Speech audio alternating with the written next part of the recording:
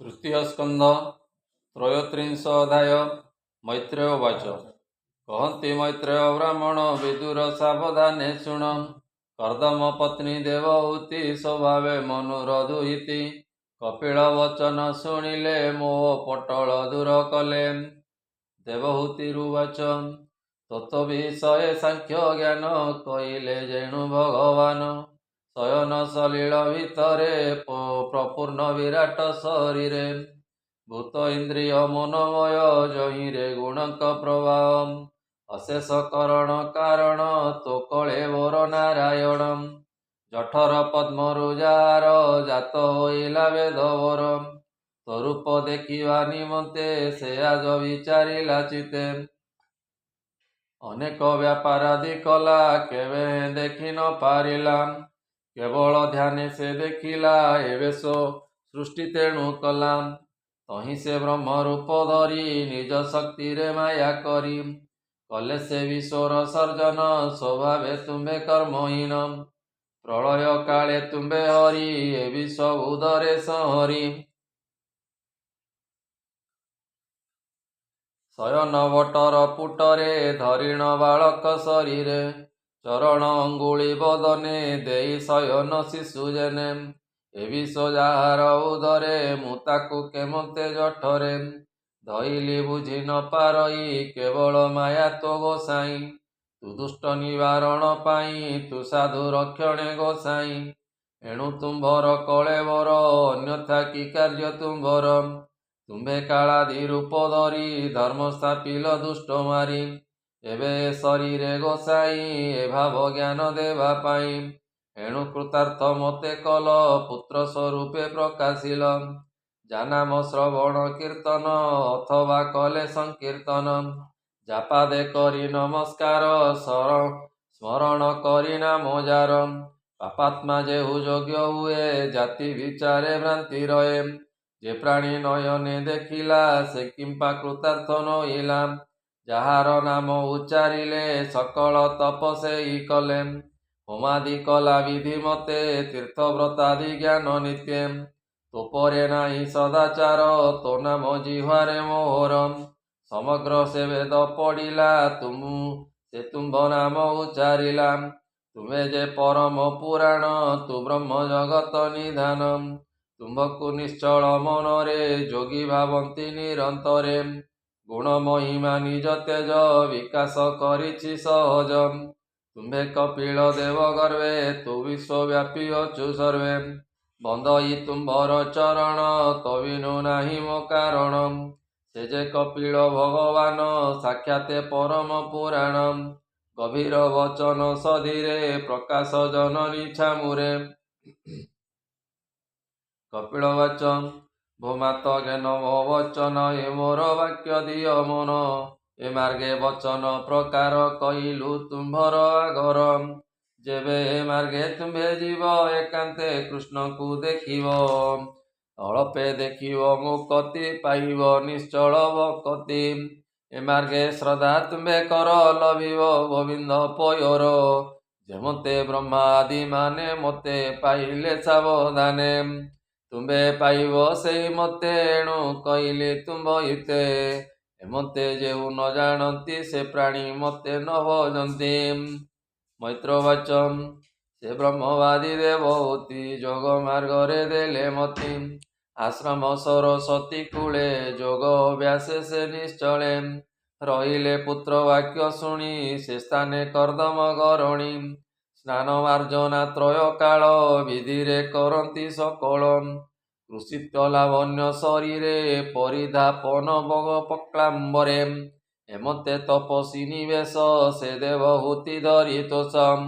ଗୃହ ସମ୍ପଦ ଦୂର କରି ତପସ୍ୱୀ ବେଶେ ବନଚାରୀ। ଗୃହସ୍ଥ ଧର୍ମ କରିଥିଲେ ଉପମା ନାହିଁ ଭୂମଣ୍ଡଳେ। ନାନା ବିଶ୍ରାମ ସ୍ଥାନ ସୋଏ ଦେଖି ଦେବଙ୍କ ମନ ମୋଏ। ବିମାନେ ଯେବା ବିହରନ୍ତି ସେ ସୁଖ ସେମାନେ ଜାଣନ୍ତି। ନାନା ବିଚିତ୍ର କର୍ମମୟେ ସେ ଦିବ୍ୟ ପୁରେ ଶୋଭା ପାଏ। ଦିବ୍ୟ ଘଟନ ପୀଢ଼ମାନ ସୁର ସେ ସୁଖ ଉପାଦାନ। ମନ୍ଦିର ସ୍ଫଟିକର ମତ ଭୂମି ରଚିତ ମରକତ।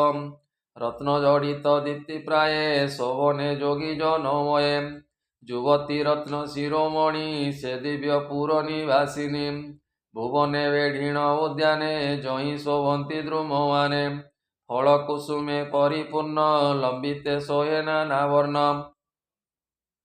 ଏ ବିହଙ୍ଗେ ମିଥୁନ ଇଚ୍ଛନ୍ତି ମତ ମଧୁପେ ଗୁଞ୍ଜରନ୍ତି ବିବିଧ ଅନୁଚର ମାନେ ବିହରୁଥାନ୍ତି ଉପବନେ ସେ ଦେବହୂତି ଯଶ କୀର୍ତ୍ତି ସୁସ୍ୱର ରାଗେ ଗୀତ ଗାନ୍ତି ଦିବ୍ୟ ବିଚିତ୍ର ବ୍ୟାପୀମାନ ଉତ୍କଳ ଶୋଏ ସୁବାସନ ସେ ପୁର ତେଜୀ ଦେବହୂତି ଯୋଗ ସାଧନେ କଲେ ମତି ପ୍ରତେଜୀ ସ୍ୱାମୀ ସଙ୍ଗ ଗଲେ ତହିଁ ବିହାରେ ନିମଜିଲେ ଶୋକରେ ବ୍ୟାକୁଳ ବଦନ ତଥାପି ଯୋଗେ ଦୃଢ଼ ମନ ପତି ବିଚ୍ଛେଦ ଦୁଃଖେ ଯାଇ ପୁତ୍ରକୁ ସଙ୍ଗତରେ ନେଇ ରହି ଆନନ୍ଦ ଧରି ଚିତେ ଶୋକ ବିଧ୍ୱଂସିଣ ତୁରିତେ ସେ ପୁତ୍ର ତେଜି ଗଲେ ବନେ ପତି ବିଚ୍ଛେଦ ଦୁଃଖ ମନେ ବଶ୍ଚା ବିହୀନେ ଗାବ ଜେନେ ବ୍ୟାକୁଳେ ରାବ ଇତେ ସନେ ସେ ରୂପେ ବ୍ୟାକୁଳେ ରୋଧିଲେ ହା ପୁତ୍ର ବୋଲି ମୋହ ଗଲେ ଜନ୍ମିତ ହେଲେ ତତ୍ତ୍ୱଜ୍ଞାନ ତଥାପି ଶୋକେ ମୁହ୍ୟମାନ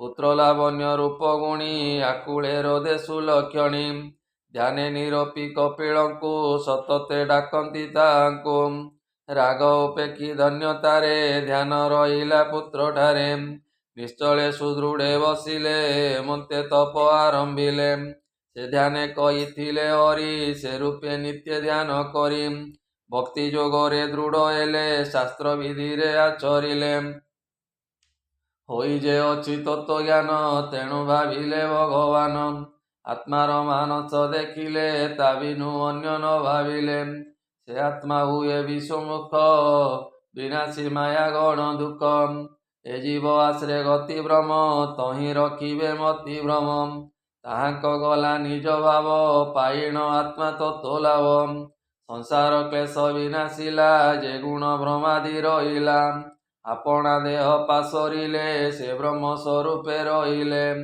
ଶୁଣ ହେ ବିଦୁର ତଦନ୍ତେ କପିଳ ଯୋଗରେ ରହନ୍ତେ ଲଭିବେ ସେ ବ୍ରହ୍ମ ନିର୍ମାଣ ଶେଷନେ ଜଳେ ଜଳସ୍ଥାନ ଶୁଣ ବିଦୁର ଯେଉଁ ସ୍ଥଳେ ସେ ଦେବୀ ସଂସିଦ୍ଧି ପାଇଲେ ସେ ସ୍ଥଳେ ପୁଣ୍ୟକ୍ଷେତ୍ର ହେଲା ଭୁବନେ ବିଦିତ ରହିଲା ତା ନାମ ସିଦ୍ଧି ପଦ କହି ସିଦ୍ଧେ ସୁସିଦ୍ଧି ଜହି ରହି ସେ ଦେବହୂତି କଳେବର ଯୋଗେ ସୁସିଦ୍ଧ ପୁଣ୍ୟତର କୃଷ୍ଣ ଭାବନା ଧ୍ୟାନ ନିତ୍ୟ ଯୋଗ ସାଧନ୍ତି ସେହି ମତେ ନଦୀଙ୍କ ଶ୍ରେଷ୍ଠ ସେ ହୋଇଲା ସେ ପୁଣ୍ୟକ୍ଷେତ୍ର ବୋଲାଇଲା ସେ ଯେ କପିଳ ମହାଯୋଗୀ ବିଷୟ ହେଲେ ବୈରାଗୀ ମାତାଙ୍କ ସ୍ନେହ ତ୍ୟାଗ କଲେ ଈଶାନ ଦିଗକୁ ସେ ଗଲେ ପୟୋଧି ତାଙ୍କୁ ଦେଖିଲା ବିଧାନେ ତାଙ୍କୁ ପୂଜିଲା ତକ୍ଷଣେ ଦିବ୍ୟ ସ୍ଥାନ ଦେଇ ତହିଁ ବିଜୟ ଯୋଗ ଦିଆଇ ସେଠାରେ ସର୍ବସୁରଗଣ ସେବିଲେ ଯେ ଜାନି ଯୋଗେଣ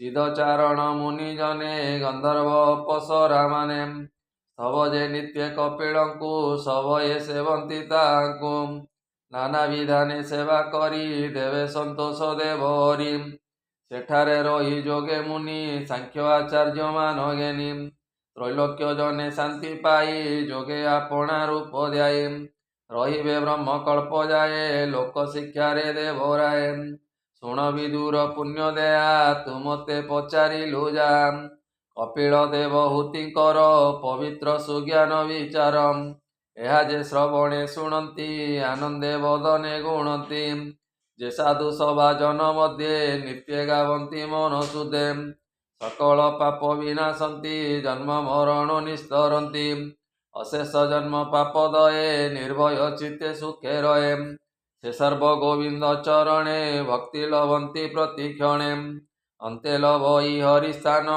କେ କରିପାରୁ ଏହା ଅନ୍ୟ ତୃତୀୟ ସ୍କନ୍ଧେ ଭାଗବତ କପିଳ ଜ୍ଞାନ ଉପାଖ୍ୟାତ